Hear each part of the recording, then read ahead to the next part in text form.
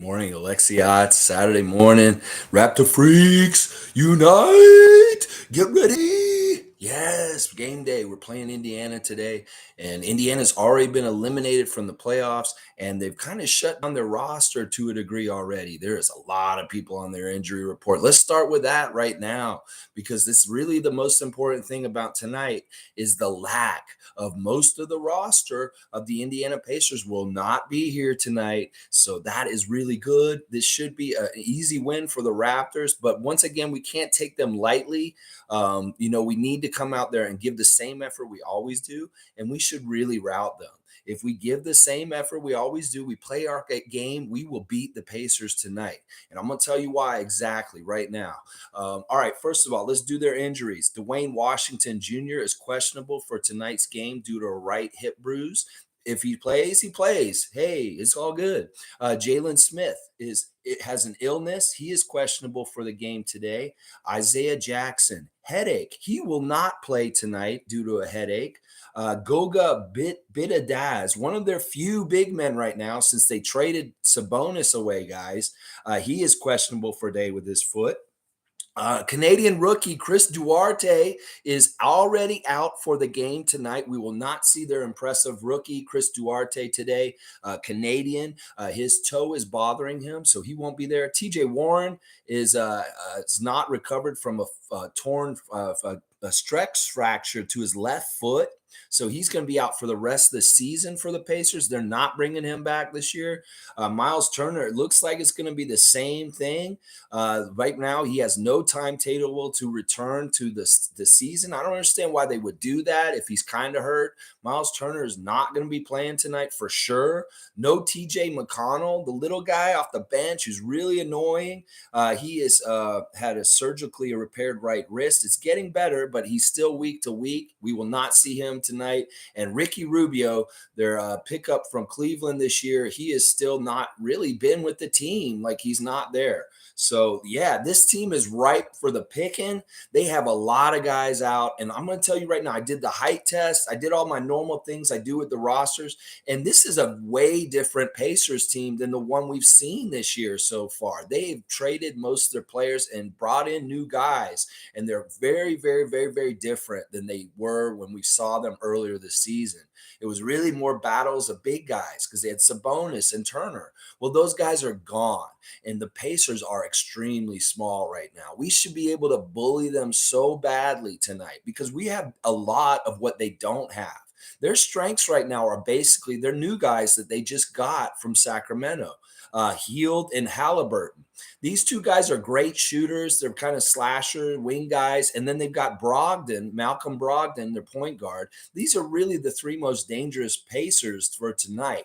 And they're all 3-point specialists. So we really need to guard them on the outside. And if we can stop and shut them down, OG's back. Hey, look out. And I'll tell you what, Gary Trent's probably playing tonight too. So if we can really shut down those three guys and not let them get any 3-pointers going, no good feelings about nothing with their shot, we will win this game because we need to dominate the paint. We need to dominate the rebounds. We need to dominate everything that big men dominate in a game because we're going to have a real size advantage. And if we're able to do a physicality and dominance of this way against Cleveland a couple nights ago, we should for sure be able to do this to the Indiana Pacers because listen, they've been losing a lot. We have no business losing to them tonight in any kind of way. This game is important. This isn't a throwaway game where the Raptors will be like, we can lose this game and it's fine. No. It's not like that because this play-in playoff race between Chicago and Cleveland and us is really, really down the wire and it's really close. There's a couple different scenarios that could happen tonight with the playoff race as far as like whether we win and who loses in that other game because Cleveland's playing Chicago tonight and one of them's going to get an L and it's either going to mean if let's say it this way. Cleveland wins the game tonight against Chicago and we win, then we're basically in a tie, all three of us, for the most part, except we're a half game ahead or a game ahead of Cleveland. They're in the play-in, and Chicago and us are the fifth and sixth spots. Yeah. But also, if Chicago loses and Cleveland wins, then all three of us are pretty much equal in teams. Yeah. So if Cleveland wins tonight, we win, then all three of our teams will have the same record for the most part. And that could be really interesting. With tiebreakers, we lose to both of them. So we have to outright get the better record. And that's why this Indiana game is a must win. You got to come in and win, Raptors. You cannot take them lightly. We cannot play down to them. We cannot treat them like who they are. We have to be all business, like we were on this business trip, and just take care of business. And that means shutting down these three-point shooters. Haliburton's a very talented young player, very interesting to see. Buddy Hield is a fantastic three-point shooter. He's a three-point champion. And then you got Malcolm Brogdon, this really crafty veteran point guard who we've had to deal with at different places at different times in his career, whether it's in Milwaukee or now in Indiana. So with these three guys, we can key on them and really shut them down. Indiana got nothing else. I'm telling you, it really don't have anyone else. I'm looking at it, and who's the next guy that we have to worry about on their roster after that? It's Lance Stevenson. That just tells you how much their roster is running on what? They're running on those three-point shooting guys, and Lance Stevenson is their next best player, a guy who was in the G League earlier this season and is in his redo team time with the Indiana Pacers. It's really crazy to see Stevenson there. So he will be in the game. Of course, O'Shea Brissett is on their team and still going to be here. Great Canadian player. Love seeing O'Shea come in. But that's it, y'all. And I'm telling you, O'Shea may be the biggest player they have for their team tonight. Like, they got a bunch of shorties, and we should be able to overwhelm them with our length by far and physicality. This is a game, seriously, I cannot say this more. I am so confident that we will win this game, and we better win this game. If we don't win this game, it's failure kind of stuff like what happened with Detroit and Orlando a couple weeks ago. And this is the thing. Indiana's worse than Orlando and Detroit from before. They are way, way worse. So this is one we really have to make sure we get. Yards is here. Good to see you, Yards. I haven't seen you in a bit. There's going to be a lot of bloodshed tonight between Bulls and Cavs, and the Raptors are right behind them. Yeah, I'm really intrigued by this Cavs Bulls game tonight. Somebody's got to lose. It's just the logic of it all, and we're going to be happy because it's going to help us either way. We're going to get some traction in this playoff race no matter what because of the nature of the matchup tonight and where they're positioned with us in the playoffs right now. Yeah, I'm excited about this. Just real quick, let me do the injury report for the Raptors since I just did the one for Indiana. Listen, really good news, actually. There's a couple of things that happened yesterday during the practice.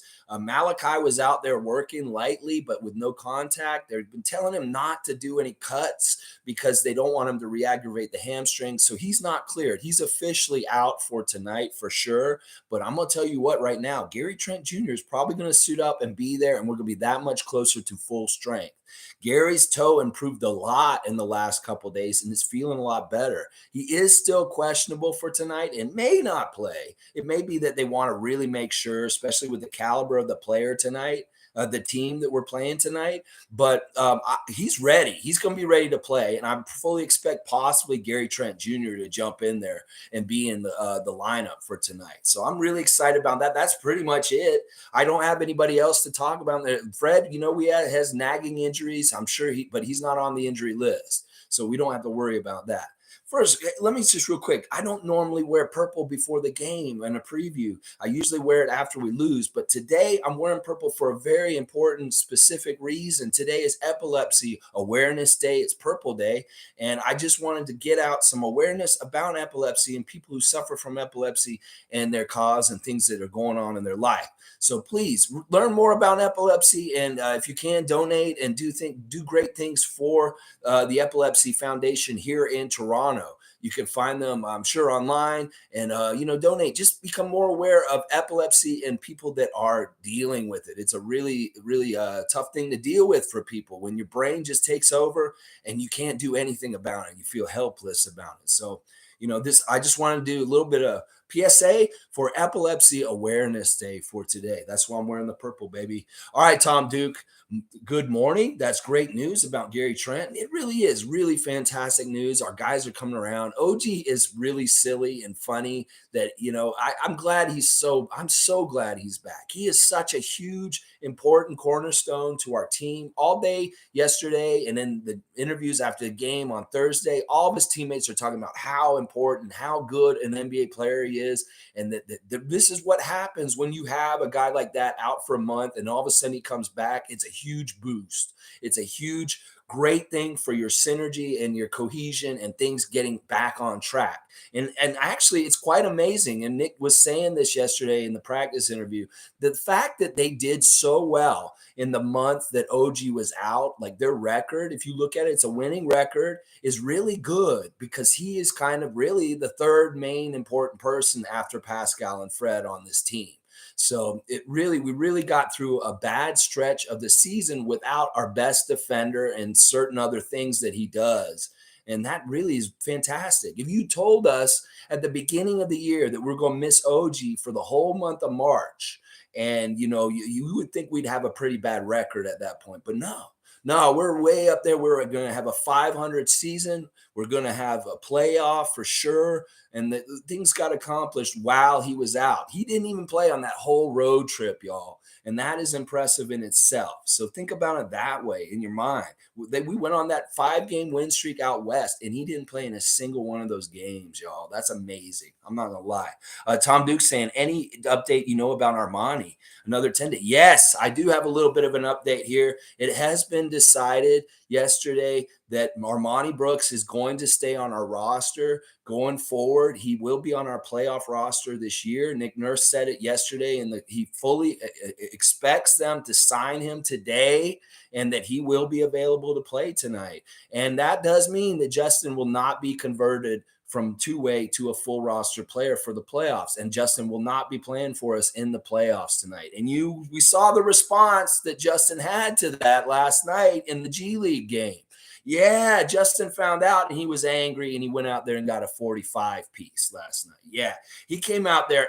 I watched that game, and in the very beginning of the game, he was like jumping up and down. You could tell he was like so full of energy, and he wanted to work it out on the court. And Reggie Perry and them, they were all laughing with him and stuff before the game. But yeah, he dominated that game last night.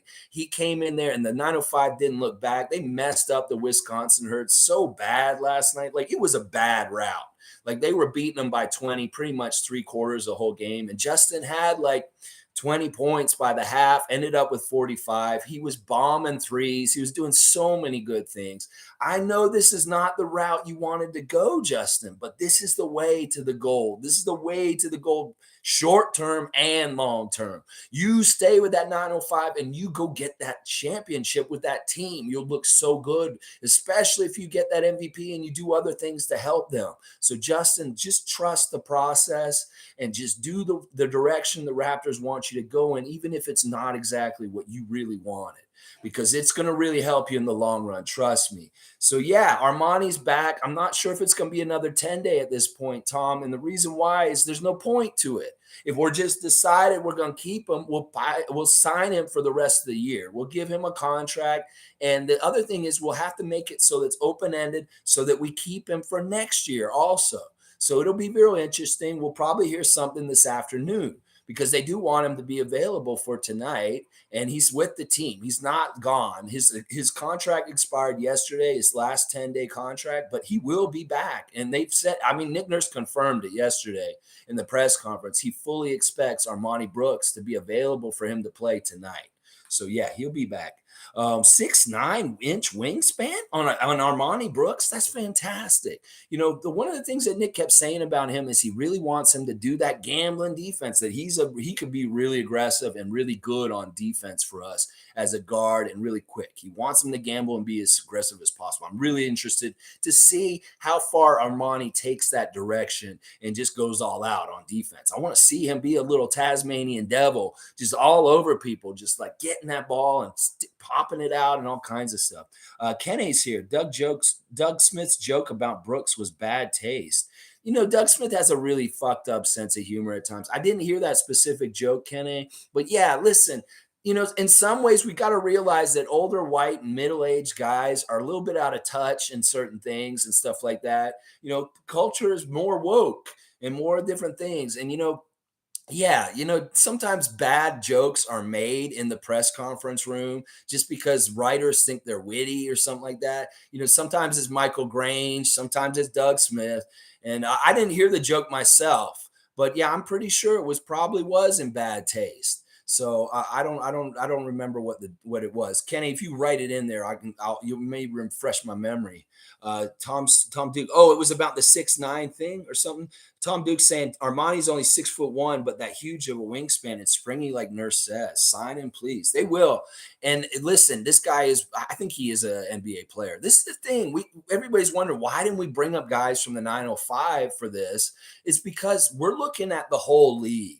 And if we're looking at the whole league, Masai and Bobby have a ranking of who the absolute creme de la creme, best cream of the crop, rise to the top, Macho Man Randy Savage of the G League is. And Armani Brooks is in that top 3, top 5 of the whole G League, and that's why we should be happy to have him. And that's why we didn't bring up somebody like Hagens or people from our own system, is because of that. So it's gonna happen. Yeah, let's see. What did he say, Tom? Can you write in what Doug Smith basically said? Yeah, I don't know. I didn't. I listened to those press conferences, but I didn't catch that. I guess sometimes it's because they're microphones. You can't hear the reporters. You can only hear them what they're saying back, stuff like that.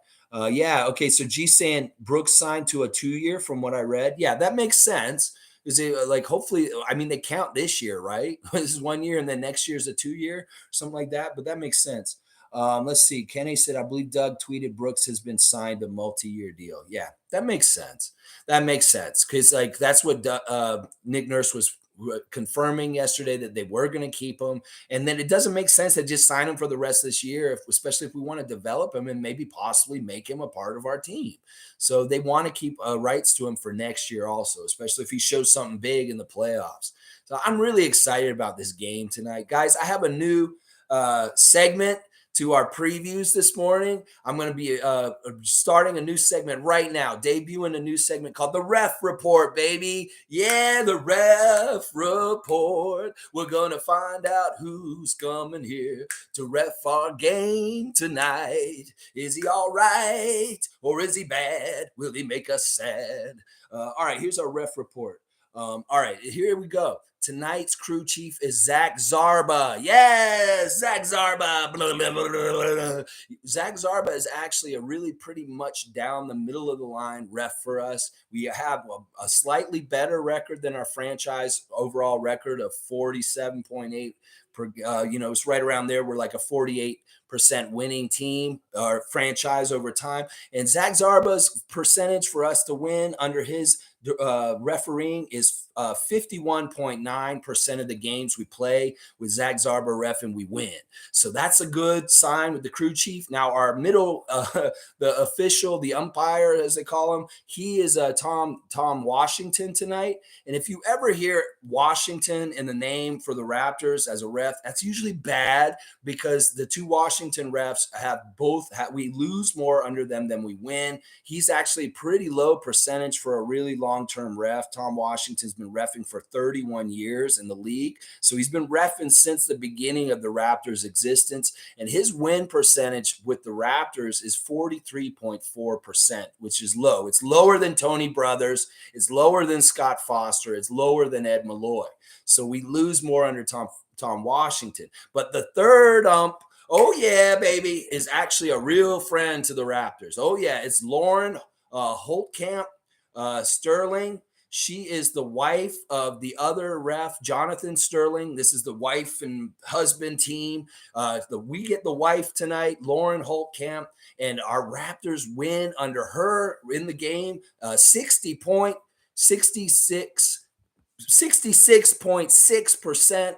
That 2/3 of our games we win when Lauren Holtkamp is refereeing or involved in the game. Very similar to JT Orr the other night, who we had with Tony Brothers and Michael Smith. I'm going to be paying real close attention to these refs on the way out, and this may be just a regular thing with the previews every single time. I'm going to tell you who we got, because I know where to go look now in the morning where we can find out who's refereeing for the night. So Zach Zarba, Tom Washington, and Lauren Holtkamp.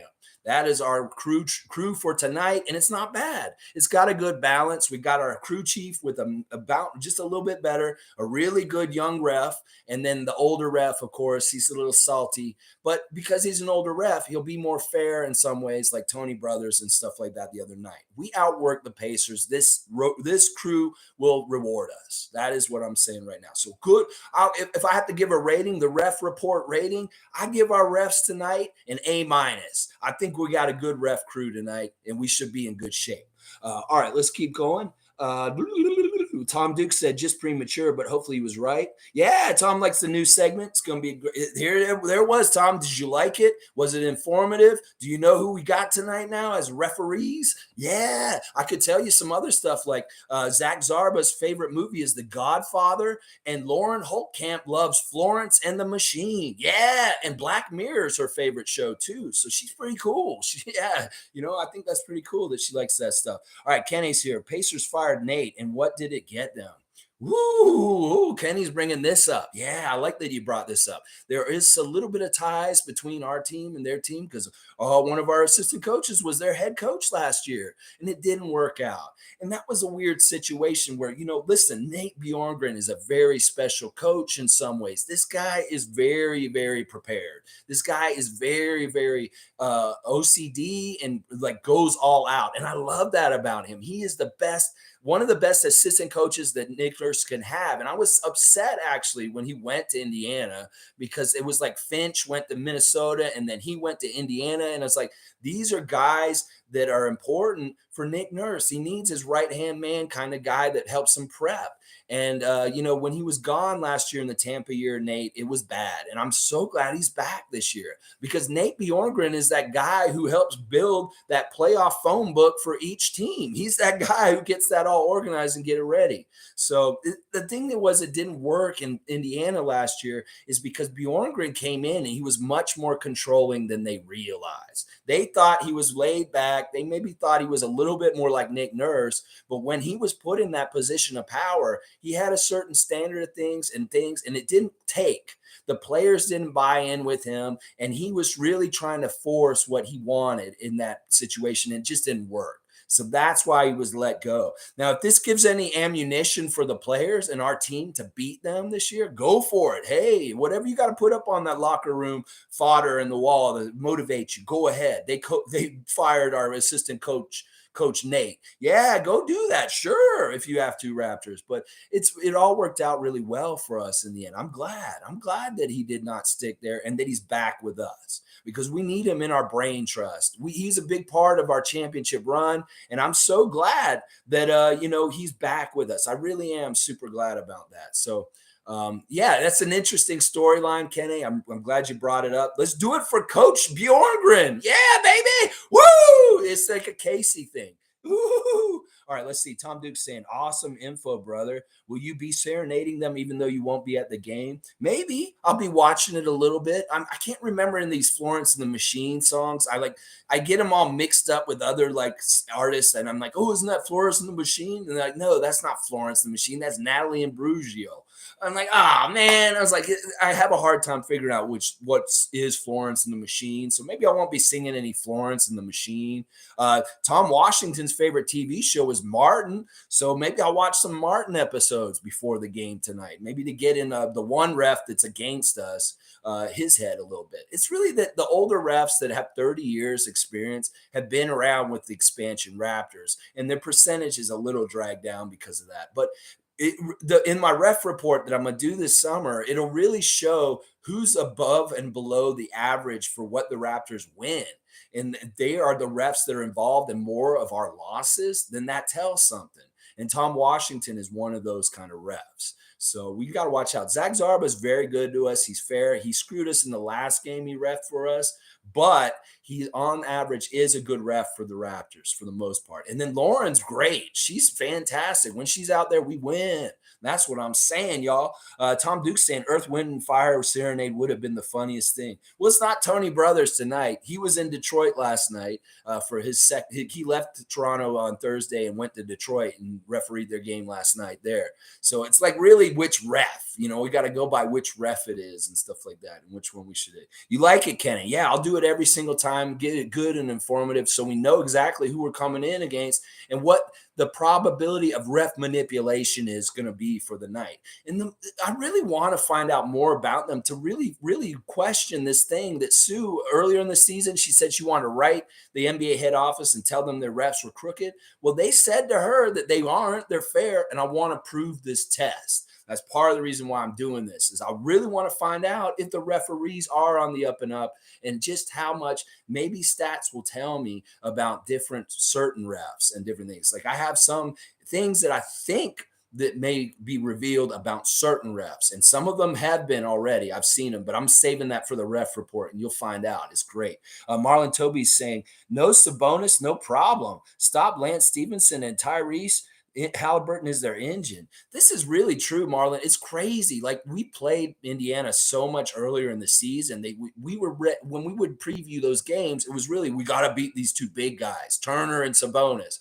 We could contain them and beat them, out rebound them, we'll win. And we have had really good success against the Pacers this year. We kicked their ass pretty much every time this year. I think we beat them every time we played them.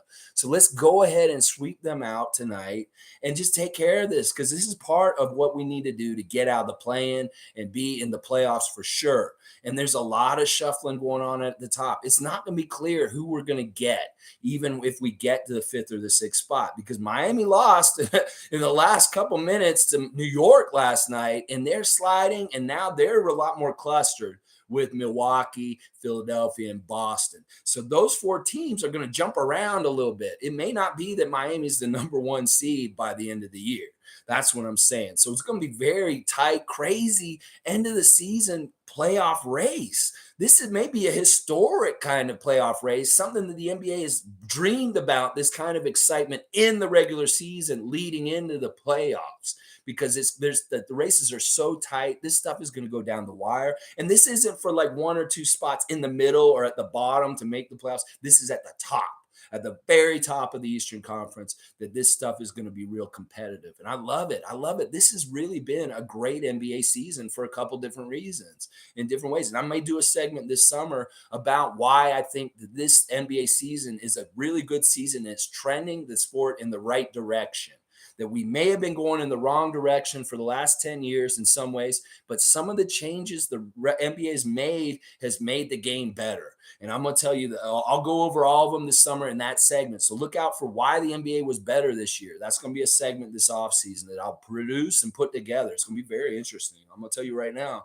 All right, let's do the Real Mascot Matchup. Real Mascot Matchup, sponsored by Tom Duke. All right, we saw the last time the Raptor was sleeping under a tree because he got beat up by a bull and he's all fucked up. He's got bruises. He's hurt. He's trying to recuperate, getting a little rest. He's snoozing real deep, snoozing real deep.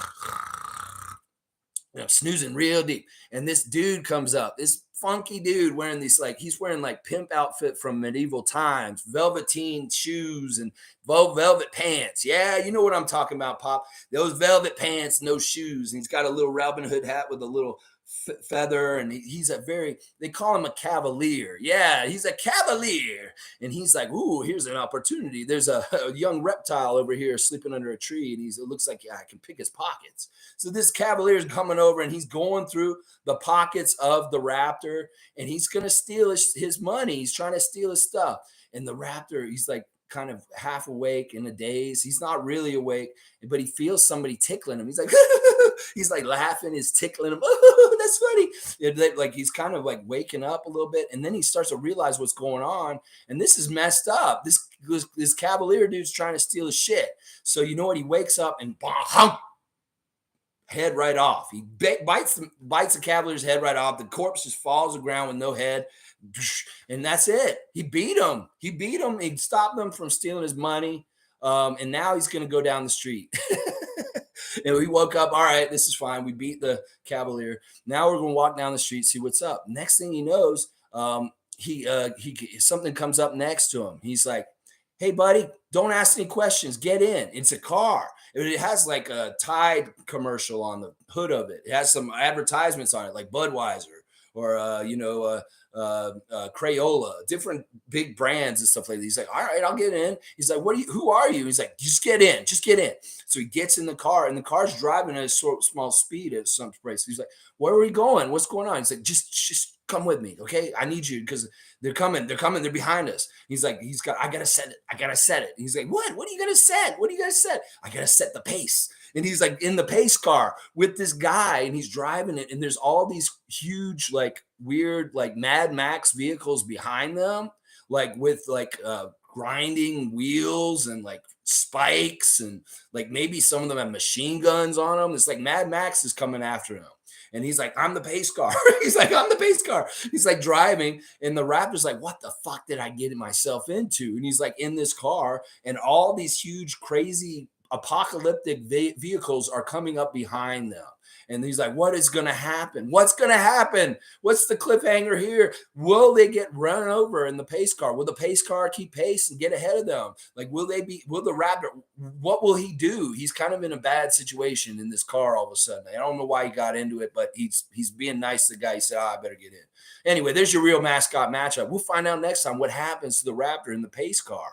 See if he's all right from the Mad Max apocalyptic coming behind them. Oh my gosh. Andrew's here. Andrew, let's go. Yeah, I still don't have a voice from the other day. You know what, Andrew? It's fine, man. It's Saturday. I know you're off today. Listen, Andrew, don't make excuses. This is a resource that is here for you guys at any time. If you're here live and you're with me interacting live, that's fine. If you come back later and watch me later just to catch up later, if you miss me a day, a week, or whatever, just come back. "Darren, where are you? I miss you." It's that kind of stuff. Listen, it's all good. Oh, that might be them coming to take the Pacers away after what we do to them tonight. Oh, yeah. Yes. Okay. Tom Duke loves the story. Sweet. Yeah. All right. Teflon, good to see you. Good morning. Raptors will win tonight. I love the little T-Rex emoticons, and I love your picture, Teflon. I can tell you're a real one. Welcome to the Raptor Freak channel once again. We're here every morning between 8 a.m. and 11 a.m. previewing or reacting the games, just having general Raptor content every single day. Yeah. Tom Duke said, "Electro Raptor lives an exciting life." He really does. Oh, I love this. He's got like the cars coming, and it's just an alligator. That's an alligator. That's not a raptor. No, it's all good. All right, let's get back on focus here. So yeah, tonight the Pacers, they're kind of cream puffs tonight. We should be able to eat them up and kill them real quick, easy. It's like if there's any problems tonight in any kind of way, I'm gonna be like, "What the fuck happened?" Because there shouldn't be. There should not be. We just have too much firepower. We're too healthy, and they are too hurt. It's just a talent thing. It's just a matchup with talent. There's no way that they can do stuff against us tonight. We key on those 3-point shooters. We don't let Haliburton or Hield do nothing on the 3-point line. We contain Malcolm Brogdon. We will be fine. I really like. I looked at their roster, and they have nobody over 6'9" right now. They have nobody. I think O'Shea Brissett is their tallest player right now for the most part that's available. So this Indiana Pacers team we need to kick the shit out of them. There's no joking around. No joking around. No, dude, listen, Tom. Your emoji game does not stink. It is badass. It's badass. Don't put yourself down. I'm going to build you up positively just like the Raptors. Keep going with your emoticons. You're doing great. It's art. It's art. I am a connoisseur of your art, your emoticon art, Tom. So keep doing it. Please just keep doing it. It's great. Chris comes here. I knew he's going to do this too. I see it right now. Yo, Raps comfy win on deck. Yes, yes. Let's not get too confident, but I do feel real good. Like everything, they do the plan, they come out business-like, and they just execute. We should be fine. Chris comes saying, "I'm changing my win to by double digits at the minimum." Yeah, you said 6 yesterday. Great, Chris.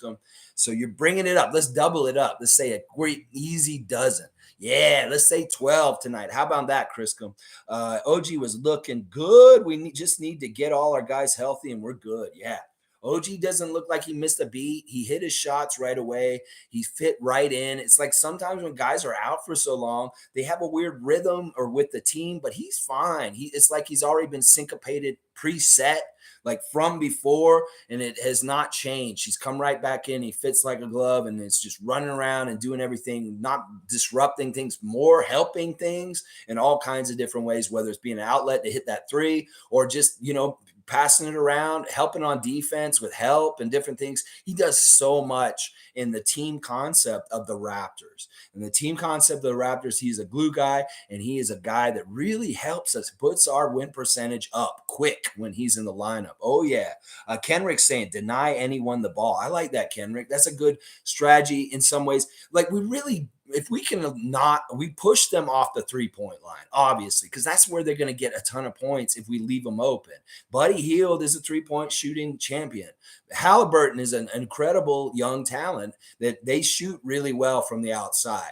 And then Brogdon is the same kind of player. He messes you up from outside usually. So we can take that away from them. They could be having a really bad game tonight. Like, I'd love to see a game where we make it so hard for them to score that they get like 15 points in the first quarter and we have like 30. And then by the halftime, we're up by 30 points. And then maybe we can get some good run for Svi, Yuta, and those guys that are off the bench, that maybe they can get some real time tonight to get out there and really show some stuff and get some trust for maybe possibly expanding their minutes and role at the stretch run to help us rest our regulars for the end of the season, and also maybe discover them as useful role players in spot situations for the playoffs also. So that would be ideal. Honestly, if we could get out there, maybe that's part of the game plan. Let's route them so we can get the end of the bench some good quality time on the court, like a whole quarter. Get them a whole quarter, the fourth quarter, and let Svi get his shot back.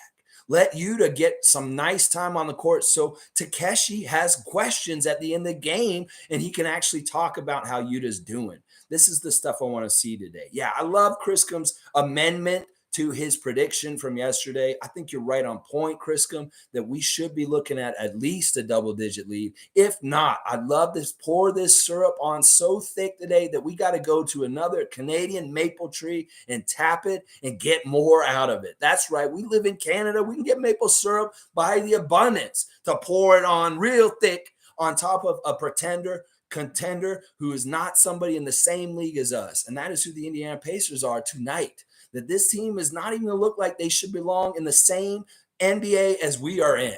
That's right. Like, in fact, I'd like to kind of maybe do this. Give the Raptors the night off and bring the 905 in and see if they can beat the Pacers tonight. That's what I'm talking about, because I wouldn't be surprised if the 905 could do that. If you let us have our two ways in there with them, like Delano's in there with Justin and them, yeah, we will kick their ass too with the 905 team. I think that we could do that. I know that's crazy to say, but the 905 are pretty badass right now, sitting at 22-8, baby. I mean, or 22-7 or something like that. I don't even remember. The record is right around that. It's like 22-8 or something like that. It's fantastic. They're rolling, and they only got a couple more games, like maybe 3 games left, and then their playoffs start. So it's really exciting. All right, y'all. Not going to have to go too long today. We've got our new segment, the Ref Report. So come back and watch from the beginning so you can hear who our crew is for tonight. Also, with the keys to victory, I said it, just stop the 3-point shooters and let's bully them down low. Let's really bully them down low. This is the kind of game where Scotty could have like a 30 to 40-point game if he really gets aggressive, because there's nobody out there that's going to be able to stop him down low. There's nobody that's going to be able to guard him. Who's going to do it? Brissett?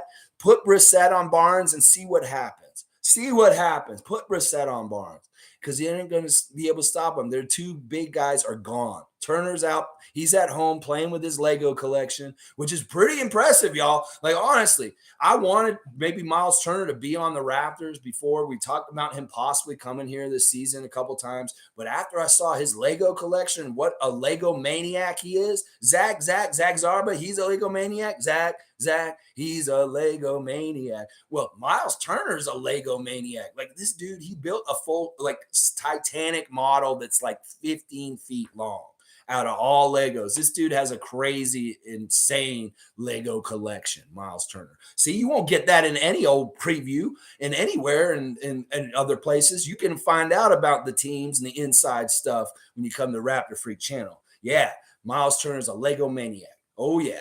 All right, let's go Raptors. My voice is so messed up. Remember, it's Purple Day today. Support epilepsy awareness. That's why I'm wearing the purple already today, is I'm supporting people with epilepsy that suffer from it, like my girlfriend. So go out there and check out the Epilepsy Association of Toronto and donate if you can, just to the cause to help fight epilepsy and find more and more ways and strategies to deal with this that people deal with in this world. It's a really crazy thing. And honestly, dealing with it myself, it's tough. It's real tough because, I love her so much, and I hate to see her so hopeless in situations where she can't do anything for herself because of her brain spazzing out. It sucks. But anyway, let's see. Tom Duke said, how's your voice feeling? Sounds a little raspy. Jubstown gave you a good shout out in his latest video. Awesome. Thank you, Greg. Also, Open Gym did a good episode on Adrian Griffin. Yeah, I really loved that Open Gym episode last night. I watched it. All about Adrian Griffin's path in the NBA and what happened and since, and his ties to Duke University with his son, and the trip that they went on recently for Coach K's last home game. Really, really great episode. I find it really interesting that they did it. They've done an episode on Adrian Griffin before, I feel like, but this is like the more in-depth one. The thing that happened with Adrian and his ex-wife in the last couple of years was really sad. And it kind of paralleled the thing that happened with Terrence Davis to a degree, that there were a lot of allegations out there publicly about him and his private life that weren't totally true. That there were things that were said about Adrian Griffin by his ex-wife that were really slanderous, and that they really were trying to hurt his career and hurt him. And it was very opportune time. It was that time when he got to coach the game in the bubble, when Nick Nurse couldn't coach and he got in there. All of a sudden his ex-wife was chirping about how awful he was, beating her and saying all this crazy stuff. And all of his children have come out in public and sided with him, that said she's not saying the truth, that they know they're the kids, they're in the middle of this, and it's not fair of her to try and slanderize him in this kind of way, just because he is getting more and more up in his coaching career and stuff like that. So it was very, very good episode of Open Gym. In some ways, I was really happy to see it. And it's really kind of retaking his reputation, because he's a good man and he's done a lot of good things for this team. That's the thing. When you see it throughout in different places around his life, whether it's professionally, as a player, or as a coach, and people say the same thing about him, and there's just one person that's doing this kind of crap to them publicly, then you realize that maybe it's something to do with that person. And it doesn't have to actually do with the person they're accusing. So I'm glad it worked out in a way that he didn't get any kind of bad things, damage happen to him because of this situation. So yeah, I highly recommend that Open Gym episode about Adrian Griffin. It's tied in with the March Madness right now, especially since Duke's doing well. And it's really kind of exciting about AJ, his son, Adrian Griffin Jr. Wouldn't it be awesome if he became a Raptor and his dad was still a coach on the team, and that kind of synergy on the team and stuff? Hey, Masai and Bobby, if we get a chance to draft AJ, go get him.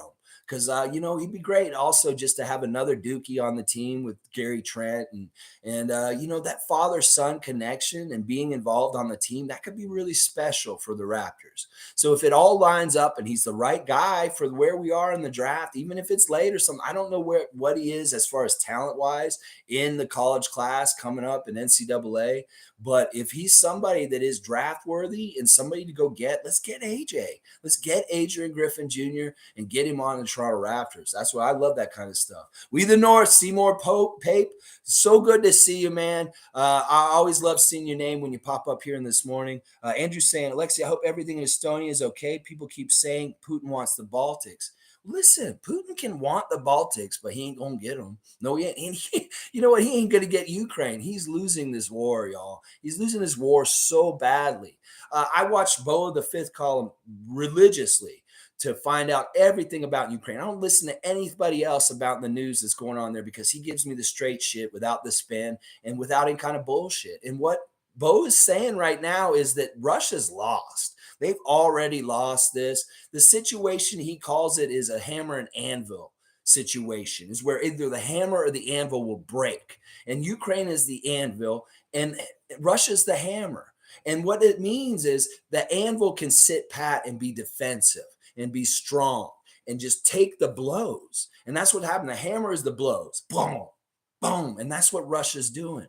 But that hammer at some point will crack and will break. It's just the anvil of Ukraine has to take the punishment until the hammer breaks. And that is the strategy that Bo is saying that Ukraine needs to do. And they're doing it great, honestly. They're holding them off in key cities. They're getting important generals on the other side and taking them. And there's all kinds of good outcomes happening. Russia didn't understand how tough this was going to be. Like, listen, this home court advantage is real crazy. Like, if people tried to come to Toronto and try to do this shit that the Russians are doing in Ukraine, could you imagine the crazy warriors and battalions that this city in Toronto would make with all the world that lives here and how we would band together and how we would have home court advantage? I'll tell you right now, if somebody comes to my house here, I would have a home court advantage on how I would handle them if they come here. That's just in general for anybody. But if there's some sort of invasion, yeah, if you're in your home country and you know the streets, you know the places, you know the people, you have an advantage. And especially when the other side is bringing youngsters that don't really want to fight, people that do not want to be involved in this in itself. So really, Putin has got no legs to stand on. He's going to be listen, he's asking for money from China at this point.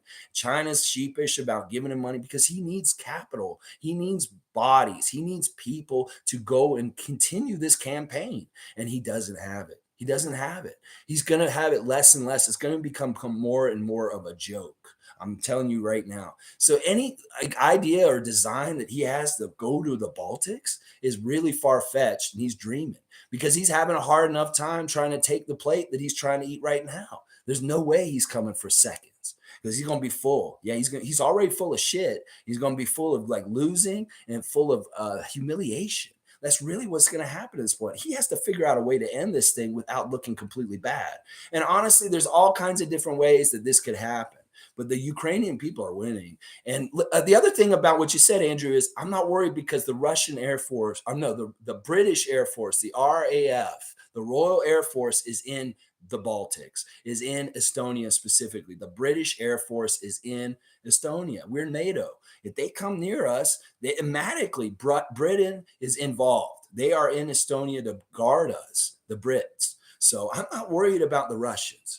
They can come to Estonia and they'll find out, but they're not dumb enough to do that. They're not dumb enough to do that. In fact, they got a full plate right now and they can't even handle that. They're already burping and like, oh, I'm too full. I can't. Yeah, because you got too much than you can handle. And they can't even wage fights on multiple fronts because they don't have the resources. They don't have the manpower. They don't have anything. You got to understand the Russians are using Soviet gear from the 70s in a lot of cases. Their technology is so outdated and awful and crap.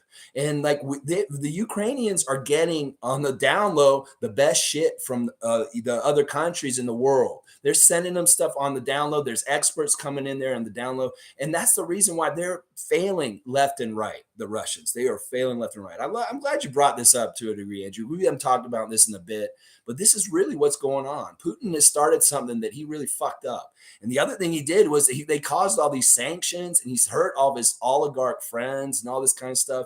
It's like we're fucking them up. We're fucking them up in the fight, and we're also fucking them up financially and just in general. Russia's may never come back from this. And what Bo said also, part of the reason why we need to let Ukraine fight this war on their own is because wars make countries. And if Ukraine can hold off Russia from this, you think Russia's going to fucking try it again? No, they're not.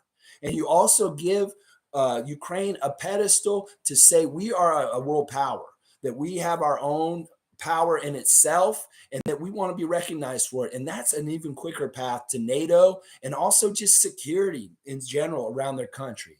It's kind of like letting your little brother fight a fight for himself to prove that he's tough and able to beat up the bully. It's that kind of thing. So that's part of the reason why we don't want to get involved too much. Let Ukraine take care of it himself. And then also they get the esteem and the power from it, from winning the war in the end. So that's a little bit of a insight on the Ukrainian situation. You may not hear in other places, but this is what I'm hearing from a very trusted source. Basically, the Ukraine politics, military, world affairs channel, like the Raptor Freak is the Raptors. This dude is through all that stuff. So I really trust him because he knows what he's talking about. Oh, yeah. Let's see keep going. Seymour's asking, are we keeping Brooks? Yeah, it's pretty much official. I think they said that Doug Smith has tweeted this morning we signed him to a 2-year deal, and that, yeah, Justin will not be converted over, and Armani Brooks will be on our playoff roster this year. Yeah, it's good news, Seymour. It's really good news. Tom's saying Russia's going to want our North soon enough. No, they won't. Russia's got nothing, man. They're not a world power. In fact, they did a really dumb thing. They had the illusion of being the almighty Russia and really badass and stuff like that. That's getting shattered in this world at this point. They're going to be a joke. And in fact, they're going to lose influence and they're going to lose kind of a lot of different things because of this. We're going to see just how weak they are and how pathetic they are. And they're going to lose respect on the world stage because of what they did. It's really been a huge backfire in all kinds of different ways. What they did, it was very, very not well planned, and it's going to be a failure. And it's going to make Russia look weaker. And they're going to be weaker anyway because of the economics, because of losing people, because of like losing respect in the world. There's all kinds of different stuff that will hurt Russia for years to come because of this mistake, this blunder, this misstep into another country is what I'll call it. Seymour Pape, I'm happy Kyrie can play. So when they lose there will be no excuses. I'm confident we can take down anyone.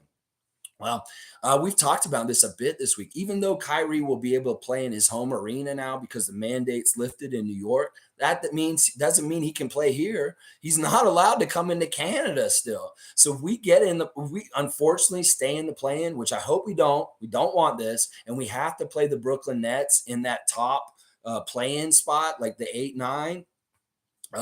You know what? Or the 7-9, whatever. We will have home court advantage, and Kyrie won't be able to play. So it's not like we're gonna have to worry about Kyrie in Toronto. So if it's a 1-game playoff and we have home court advantage, he's not gonna be there. So it's that simple. So I like our chances in all kinds of different directions. I really love who's lined up kind of in the positions if we get out of the play-in to play us. It's either going to be Milwaukee or Philadelphia, hopefully, and we match up so good with either one of those teams. I'd love to put out the defending champions in the first round. And, Milwaukee knows that we could very possibly do it, and they would be very worried. I'm sure Milwaukee fan is trying to avoid us. If they're looking at the scenarios for how this can all shake out and going out, they do not want to see us on the other side of the bracket with us. They do not. And Philadelphia, they should be pretty shaky about us also because we got kryptonite for Embiid, and we've seen them with Harden and Embiid already, and we beat them. And we can do more of that. We can do more of that. We didn't even have OG when we beat them. Just imagine we have OG in the game the next time we play Philadelphia in the playoffs. We're going to fuck them up because James Harden's not going to do anything, and we're going to really stymie Embiid. And then who's going to show up for them on the outside? Maxey? Maybe? Sure. But for the most part, I'm not afraid of those two teams in particular. In fact, I'm licking my lips. If we're playing one of those two teams in the first round, I'm loving it. I'm loving it, McDonald's. Oh, I'm loving it. Oh, yeah. Daryl Turner's saying, question, where do you think tabloid Hollywood lifestyle wannabe Putin gets his caviar, from the Baltic Sea or Caspian Sea? Maybe that's why he wants the Baltics. Man, Putin is this KGB motherfucker from back in the day that's in love with the idea of the Soviet Union. So he's just trying to re-annex old parts of the world that were never really Russia's in the first place. This is something that's gone on for centuries and centuries and centuries with my home country of Estonia. The Mongols overran it, the Swedes overran it, the Russians overran it so many times. So it's like we're used to people coming in and taking over for a little while and then leaving. And that's happened a lot over the history of Estonia. And when my grandmother was born in Estonia in June of 1922, she lived in a free country at that time. And then the war started, and the Allies won the war, but they made a fucked up deal called the Ribbentrop Pact or something like that. And they fucking gave the Baltics to the Soviets, and they incorporated it into the USSR, and it became Estonia SSR, Soviet Republic. And that was awful. That was awful. And that's why my family had to leave and come to Canada, because we didn't want to live under Soviet rule. And we worked so hard during the Cold War, and we're away from our family. There are people that Russian people came to Estonia and squatted on our family land and took it. And we had to go to court in the 90s to fight after the wall came down and Estonia got its independence back. My grandmother went to court and got our land back from Russian squatters who were on it. And there's a piece of land over to the east of Tallinn that my family has in our name, and that we went through a lengthy court battle to get it back. And that's the thing. There's a lot to this whole thing. This isn't going to happen. This is part of the reason why the Estonian, Lithuania, Latvia, we all became NATO, is because we want this protection from the other side. This isn't an era where there's phone lines or telegraphs or different things communicating. This is the internet era. This is a very fast, everybody's in the know right in the second. In the past, Russia may be able to get away with some bullshit in the Soviet era in the mid 20th century, but not no more. It's all out in the open, and everything is shared and quickly figured out. And that's the thing. Like I said earlier, we got the RAF sitting on our runways in Estonia right now. They're not going to try us. They're not going to try us. They got too much on their plate. I don't care where he gets his caviar. Hopefully he has to get his shitty ass caviar from somewhere within his shitty country at this point, because I don't think anybody from outside is going to be exporting nothing to him or nothing like that. So yeah, you can, it is what it is. I'm very heated about this. Obviously, I have a personal stake in this. And as I've said before, if he did try to go to Estonia, I would personally probably go over there and help fight, because I don't have any children. I'm not married, and I would go there and die for a cause of defending my homeland from where my family had to flee because of bullshit like this before. You goddamn right, I'm gonna go over there and do some John Rambo. Yeah, if he tries to make a move towards the Estonia itself. Oh yeah, I will. Oh yeah, I've even thought about going to Ukraine right now, just because I believe in this fight against Putin and this bullshit. And you know what? Certain things happen in my life. I may still go over there. If this war is still going on in like 2 or 3 years, I may go to Ukraine and fight to help them. I may do it. Yeah, I'm not lying. Yeah. All right. Let's see. Daryl's saying, yeah, he's a wannabe Joseph Stalin. He's a wannabe of all kinds of different things. Listen, Putin is just like Trump. He's a little man with an ego, with bullshit, like so much bullshit in his life. He's so out of touch with reality that he's fucked up now. He's totally fucked up his country. He knows he's fucked up at this point. That's why he fired all the people close to him. Is like he's trying to get scapegoats. Well, you're the scapegoat ultimately, Putin, because this was, some people say he's a puppet for the oligarchs, that they're really the ones making the decisions, stuff like that. Well, he's the one who's going to take all the heat because he's the one of the figureheads. And, these other guys are paying for it too, these oligarchs. It's really crazy. Some of the stuff we're seeing where people are like taking over like rental or properties of the oligarchs in like London and New York, and they're housing Ukrainian refugees in these properties. Is badass. Stuff like that is so heartwarming and good to see how the world, married in with the new technology and the communication, can really band together and be innovative in the ways that they fight this fucked up war that Putin started. Yeah, all kinds of different ways, whether it's propaganda, whether it's the information, whether it's monetary, financial stuff, all this is all kinds of sides to this war where we are kicking his motherfucking ass. He can't do jack shit. He can't. Putin, you stepped in it. Now you got to smell your shoe and deal with it. Oh, yeah, you do. All right, let's keep going. Tom Duke saying, who do you watch again for your news on this? Don't go without me. Tom, It's a Bo of the fifth column. He's a gentleman who lives in North Florida, near where I grew up. Him and I have a lot in common, actually. We're around the same age. And he's a former military contractor who worked during the Gulf War. He's very, very in tune with military strategies and the way military works and just politics and government in general. He talks a lot about rights and the Constitution. And he's not, I wouldn't call him a libertarian. He's a social progressive who believes in liberty, who believes in freedom. He wants people to have freedom in their life. And he's not one of these bullshit freedom libertarians that is racist on the other side and says, yeah, everybody should be free to do what they want to do as long as they're white. He's not one of these motherfuckers. He's somebody who's pro-gay, pro everybody. He's pro everyone to have the same rights, and that he constitutionally says, well, this isn't right because this isn't right for them. And he's constantly teaching southern United States people that are real racist from history how not to be racist anymore. He has amazing videos about pointing out what is racist about this and why, and he has a way of getting across to people because they'll listen to him because he seems like from the outside somebody like them. So they listen to him, and he actually gets points across to people and changes their minds. So he's a really powerful, important YouTube station, and I love him. I'm so proud of him because he is making a difference. He's changing this world. He's sharing information. He's helping people understand the situation over there without all the media bullshit that they layer on for us, whether it's the fear mongering of worry or whether it's just the bullshit that they tell us that you can tell is bullshit. There's some sort of reason why Routers puts out this story, or some sort of reason why CNN is blasting this every half hour, that they want to do this. They have some sort of motive.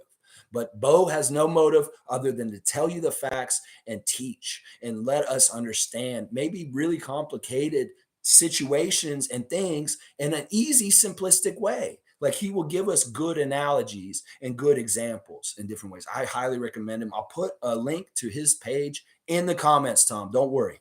Andrew's saying Russia's economy was smaller than Ohio's before the war. Yeah. Oh, man, that's crazy. By the way, check out a channel called GeoPop if you want to deep dive on in the war stuff. Highly recommend. Also love Bo the Fifth. All right, I don't like deep diving on this stuff. Honestly, the amount of information that I get is really just from Bo. I don't watch any of the news or anything like that. And it's just for me to stay in touch with really what's going on without all that stuff, because I don't want to think about all that stuff over there too much. I want to think about Raptors basketball. I want to think about us winning a championship. But it is important to stay somewhat informed in what's going on and stuff like that. I will check out Geopop, though, as your recommendation. Seymour saying, any chance Nick Nurse can win Coach of the Year? Man, well, obviously there should be a chance because we've outperformed all the experts' prognostications for how the Raptors are supposed to do this year, not make the playoffs and all this kind of stuff.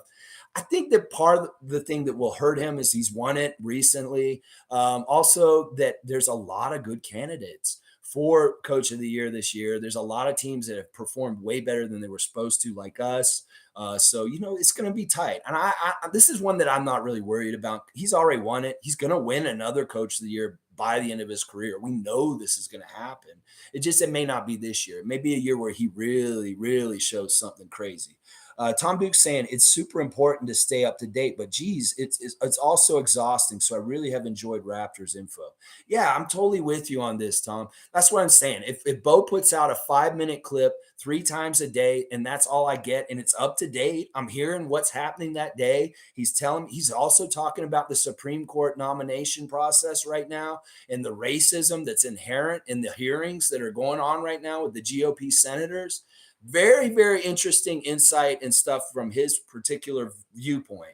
Because like I said, right now, listen, he doesn't really have a dog in the race. He's just trying to help educate and allow people to understand what's going on without all the spin and the propaganda bullshit that the mass media puts into things. So let's keep going. Daryl Turner's opinions on Ukraine president and the government. Well, they're trying to make this Ukraine president a rock star. And, I'm going to tread lightly here, Daryl, because I know what you're inferring right here. Listen, there's fascism in every corner of this world. There's fascism in the Canadian government. There's fascism in the American government. There's fascists in every single fucking city on this continent also. And there's a lot of fascism left over in Europe. It doesn't mean that it's right. It doesn't mean that it's good. It's just there's a certain quotient of it. Like if we could eradicate all the fascists in Canada, that'd be fucking fantastic. But unfortunately, if somebody came to Canada and tried to attack our country and we needed people, every single person in our country to help, we would probably need the fascists' help. And this is a whole argument I got this week on Facebook with somebody who said, you give fascists guns, then you're a Nazi sympathizer. Well, listen, that's kind of bullshit because you're making a couple of extra judgments on top of that. And the way that Bo put this in this, because it is something he's covered in one of his clips, is that you figure out who the fascists are, and then at the end of the war, you arrest them. You take their guns. You show that you're not with them, that they may help you in the war. It's kind of like, the Dirty Dozen, that movie. If you've seen it, they had some prisoners, they're American prisoners, and they said, you guys get your freedom if you fight for us in the war. They had war like criminals, murderers, not good people. That's what the Dirty Dozen was. These guys were all crooks. And they said, you go out there and you do this mission. This is a death-defying mission. You'll get your freedom. Well, this is the kind of thing with this. And come on, let's not get all holier than thou in this age of wokeness. There's been fucked up people fighting on both sides of wars in every single war in the history of time. Civil War, both sides, North, South, World War II. This is the same shit that was happening then. There were fascists fighting for the Allies and fascists fighting against us, obviously, because we were fighting the Nazis. But there were still somewhat good fascists that were fighting against the Nazis at the time. So things get real blurred in war. And when somebody's shelling your city and your people, your children, you fucking make tough decisions in that moment. And that's why I have no problem with this. Sure, find out who they are and punish them later. And maybe that government is a little fucked up in the way it is, but there's a lot of fucked up like that in Eastern Europe. It sucks. It sucks. But the world as a whole changes over time, and hopefully that gets lesser and less. We get more woke and more aware, and then this is bad. But yeah, I don't like this black and white that some people are saying this week. If you give guns to fascists, you're a Nazi sympathizer. Well, it's not that cut and dry. It's not that clear and simple. This is a gray area, and it's not nice, and it sucks. But when you have hands on deck, all men on deck, that's what you have to do in these situations, at least temporarily, where you need every single live body. It's just like the Raptors in Cleveland around Christmas. You need every single live body out there. You go get G League players. You need every single person to fight and defend your city from getting leveled. You get every single person, even if they're bad people. I'm sorry. That's just the way I look at it all. And sure, yeah, you're not for them, you're against them. And God forbid that they use arms that you gave them to go kill people for fascist reasons. God forbid that. But you do have to, temper things. It's not black and white, it's gray. It's a very gray thing. And I don't like woke people on here in this country, in this continent, trying to look down on people for supporting the Ukrainian side of the war because of this whole slant that Putin has pushed. It's Putin pushing this whole thing in the media about the Nazis and the fascists in the government of Ukraine. And they're trying to press the buttons of Jewish people around the world to not support Ukraine, to maybe influence it against it. He's using them as a tool. They're basically a fucking tool of Putin at this point to use in propagandizing against Ukraine's defense of their country. So that's the whole thing right there. I just laid it out. That is it. If people start talking about the fascists in the government of Ukraine, you're a tool for Putin, basically, at this point. Yeah, there's fascists there. We don't deny that. But that's not the most important concern. There were fascists there a year ago, 10 years ago, 20 years ago, and that hasn't changed. So why the fuck all of a sudden does it matter right now when their children are getting bombed? Okay, that's the way I look at it. I'm not directing that specifically at you, Daryl. I'm just saying this in general about some of the people that have brought up this whole problem of the whole issue with Ukraine. It's like, look, there's so many things I could go off about this. All right, let's get back on topic here. Tom's saying Nick Nurse for Coach of the Year really could happen. Actually, not in the American biased NBA. Listen, we don't care about these accolades. We really don't kind of care about Rookie of the Year. We don't care about Coach of the Year. These are just little trophies. Who gives a shit? We care about that one, that Larry O.B., the big trophy. That's the only one that really matters in our team winning. And Nick Nurse, that's really at the very bottom of our priority list this season, is getting Nick Nurse the coach of the year. He may deserve it, but like I said, there's so many coaches this year that could possibly deserve it, that have gone way above and beyond, considering who they've had injured for the year and COVID things and stuff like that, and they just exceeding expectations from the beginning of the year and stuff like that. So, yeah, let's keep going. Raymond Jacobs saying Raptor wins are the only good news I care to hear. Yes, Raymond. Yes, more of that. Seymour Pape saying one Canadian ref out of 75. Something needs to change. We need more refs from Canada. I like this idea. You know, the refs in the research I've been doing on the refs recently, we have like a lot of refs from around the world now. Like there's a ref that's from South Korea. There's a ref that's from Eastern Europe. I forget exactly what country. They do have international refs involved in the reffing with the NBA. You see their names every once in a while. There's a ref from India that's in the reffing ranks at this point. So only one Canadian ref. Yeah, we need more Canadian refs. NBA, go get them, Adam Silver. We want more Canadian refs. Maybe there's some Canadian refs in the G League level on their way up. So yeah, that's an interesting stat, Seymour. I'm gonna have to go find out which one of the refs is the Canadian, and we'll know then. Tom Duke saying, Raymond, I'm with you, sir. Seymour, that's nuts. Yeah, that's crazy. Yeah, we should get more refs from Canada involved in the NBA. If there's 30 teams and there's one Canadian team, there's 75 refs. We should have 2.5 Canadian refs. That's just the proportion, right? Cecilia, good morning. Let's go Raptors. Cecilia, keeping us focused on what the task is at hand. It's a game against the Indiana Pacers tonight. They're shorthanded. They're not going to be a tough team to beat, but we don't need to take them lightly. We need to take care of business. Come with our lunch pail and do the good effort. Pour the syrup on thick and get a 30-plus win, baby.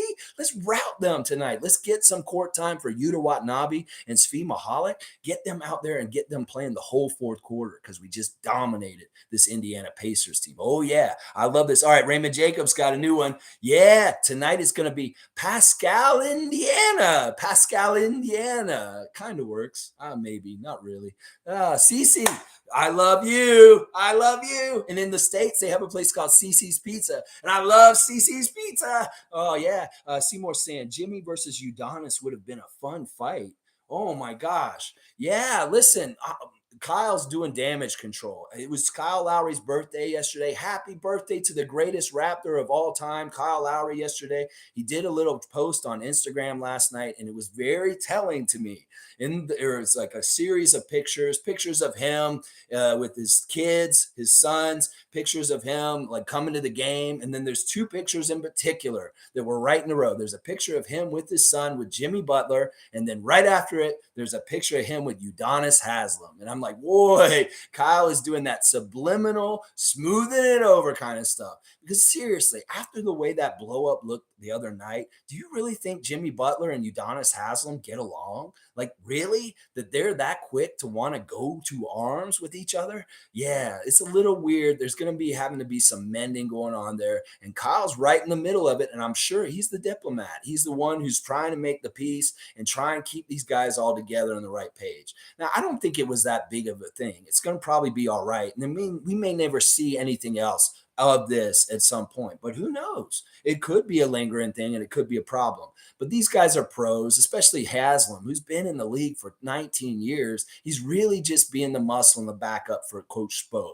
So what a crazy situation. Like I said, this is so fun with the whole situation, the top of the Eastern Conference, how close all those teams are, and that Miami is not exactly in the right place, losing to New York last night in the last 5 minutes of the game. They had a good lead and then quickly took over and he won the game for New York last night, basically, Emmanuel quickly. So very interesting stuff going on there. Okay, Seymour's telling me Matthew Kaleo is the one Canadian ref. Okay, I'll be looking out for his name. He's a younger ref. He hasn't been around as much. Should I ref? No, I don't want to ref. I mean, I might be a good ref. You know what? I probably would be a good ref. But no, fuck that, man. You know, if I started now, I wouldn't be a ref until I was 80. You got to start at like the lower levels and build and build and build and get some notoriety and like call it high school and then college. And then, you know, it's such a long climb. It's not easy. And you really do kind of have to know somebody who's involved in it already. There's been a lot of that kind of nepotism. Yeah, you see that there's two refs that are married to each other. There's one of them's refing us tonight, and then you see like a lot of like father son combinations in the refing in the NBA. There's a lot of dads who refed, and then their sons came in and refed afterwards, stuff like that.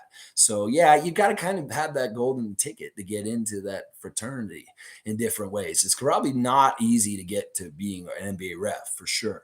G saying O'Shea has been playing well for the Pacers. Yeah, I love seeing a Canadian do really well. I honestly like a lot of the Pacer players. Like I think that Duarte is a fantastic young rookie, and him being Canadian also is fantastic. And then guys like Buddy Hield. Hield's kind of a knucklehead. He's really kind of one dimensional to me. He's really just a 3-point shooter. But Haliburton's a real one.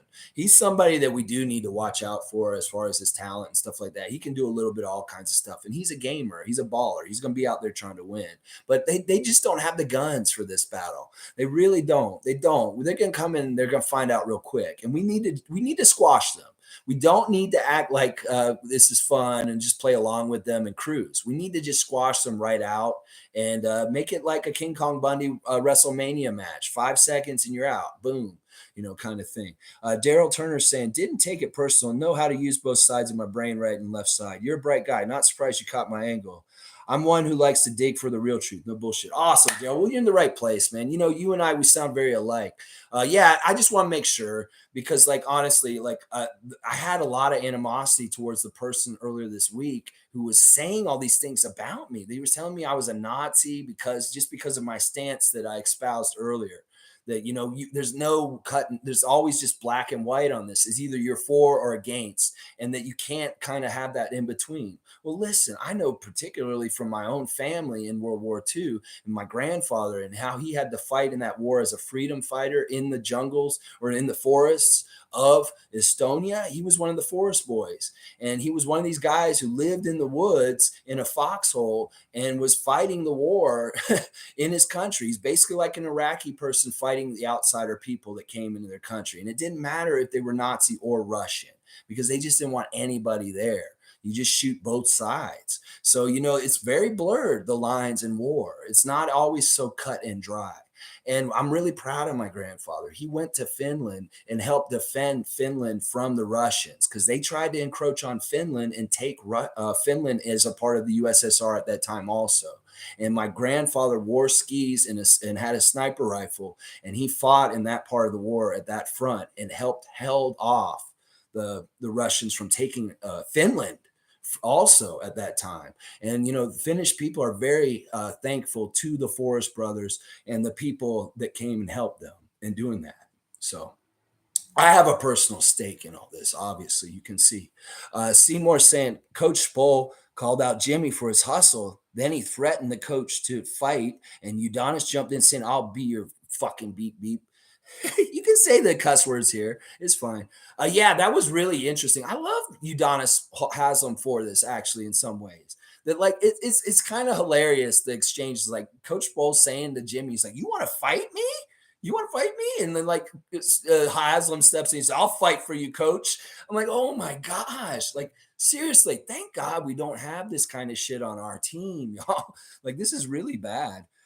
Seymour Pape is asking, last question, are we a big or small market team? This is an interesting question. I want to say right now that some people may say we're a small market, but we're not. If you look at the stats economically, we are one of the biggest profitable teams in the league. We are in the top 10.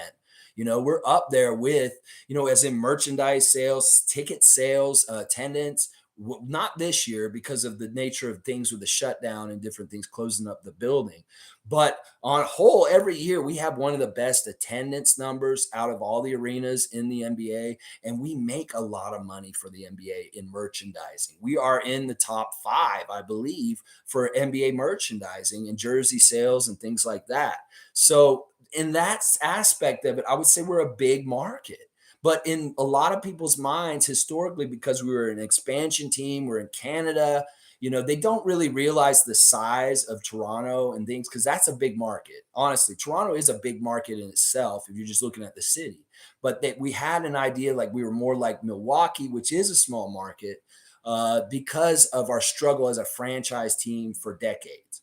And that really maybe in the last 10 years, we can emerge and say we are a big market team, that we are financially, we are as a population in a city that can support the team. And that, if they're free agents looking at it, is this a big market team or a small market team? We're a big market team because in a lot of ways, also, we have the whole of Canada to be like media and everything. You can put Scotty Barnes on blast from Halifax to Vancouver, and stuff like that. So that is attractive in his way. In some ways, we're the biggest market. We're the biggest market team because we got the whole fucking country. So I look at it in a couple of different ways like that. I think historically, yeah, people have said we're a small market team, but I don't think that's actually true. I don't think that's true at all. We're profitable every year. We have one of the highest attendances. We have really good merchandise sales. And also, we are actually a big city. I mean, this is like a 5 million to 10 million people with all of the greater Toronto area involved. This is definitely a large market team. That's how I look at it. All right, we've been all over the place today. Keys to victory, went over them. Injury report. You know what? I'm going to do it again one more time just because we're at the end of it. We talked about it right at the beginning. So anybody who missed it, this is who is out for the Pacers. Dwayne Washington Jr. is questionable. Jalen Smith is questionable. Isaiah Jackson will not play. Goga Blads, I think that's their center now. He's questionable. Duarte is out. TJ Warren is out. Myles Turner is out. TJ McConnell is out. Ricky Rubio is out. So look, that's a laundry list of injuries on the other side. And like I said, when you look at their actual depth and roster outside of what I just named, Malcolm Brogdon, Tyrese Haliburton, Buddy Hield, Lance Stevenson. Those are the four names that I see. And then there's guys like Kiefer Sykes, Terry Taylor, the Red Rooster. I don't know who that fucking is. O'Shea Brissett, Justin Anderson. That's it. That's it. That's it. Who's on that list? Who's important on that list? Malcolm Brogdon, Hield, and Haliburton. Really, that's it. Lance Stevenson, forget about him. Tom Duke saying, will we use Sweet or Utica? I hope so. Honestly, maybe that it would be smart because this is a bit of a slouch team we're playing against. Maybe you do give these guys early run without us even being in the route yet. Just go ahead and give them nice long shifts and see if they can get good things going for them. Some confidence, hit some shots, do some nice things to help us out. That'd be fantastic. You know what? Maybe, hopefully Nick Nurse will do something like this. Ensure the win for sure, but maybe try and also have many goals of getting these guys in there and getting them some time. Bench squad for a bench squad stairs. Yeah, we can see that. All right, y'all. Once again, it's Purple Day. Support epilepsy awareness, and wear purple today if you can, so you can show your support for epilepsy, people that suffer from epilepsy and stuff like that. Scott B saying Yuta is being held back. Look out when he gets minutes. Oh yeah, I believe this too. It's like hold him back in the fight. He's like he's gonna. Oh man, I can't wait for you to get out there because kind of honestly, I'm an underdog kind of guy. I love underdogs. I love underdog. Our team's an underdog team in a lot of ways, and I love the underdogs on our team. The guys like Svi and Yuta that I want to get success and to just bust out and just make everything feel better because of like how this year has been and how it's got to be frustrating some degree because Yuta's been hurt so much at times when we could have played him and would have played him, whether it's last year or the beginning of this year, and now he's healthy and he's just not getting the PT. So it sucks. It's tough, but it is what it is. All right, guys, just under an hour and a half. Thanks for being here with me. Let's get a good win tonight against the Pacers. Hopefully, at the end of the night, the standings will look really good for us as far as maybe we're out of the play-in. That could happen by the end of the night tonight. And that'll take us winning and Cleveland going down to Chicago. That's all it will take right there. Oh, yeah, Scott's right. Best organization in the league, best sports organization in the world, Scott B. That is the Toronto Raptors. This doesn't matter what the sport is. You can put Premier League. You can put every single sport around the world. The best sports franchise organization in the entire world, any sport, is the Toronto Raptors. I truly believe that. It's the way we work, the way we are, the way we do things. And that is what it is. Go Raptors. Cece, thank you. You have a good day. Also, hopefully you'll be capped with a great Raptor victory tonight over the Indiana Pacers. Thank you all. Like, comment, subscribe. Please hit that red subscribe button. I'm getting lots of good steam in the last couple of weeks. We're getting closer and closer to that magic 1,000. I appreciate every single person that's been hitting that button in the recent days for me. It's been fantastic and awesome. All right, guys, let's go Raptors. We're going to beat the Pacers tonight and get out of the play-in, get that real playoff spot number 6. We are taking it from you tonight, Cleveland. We want your spot, baby. We are coming for your spot, baby. 7-up spot. We coming for your spot. Spot. We getting it.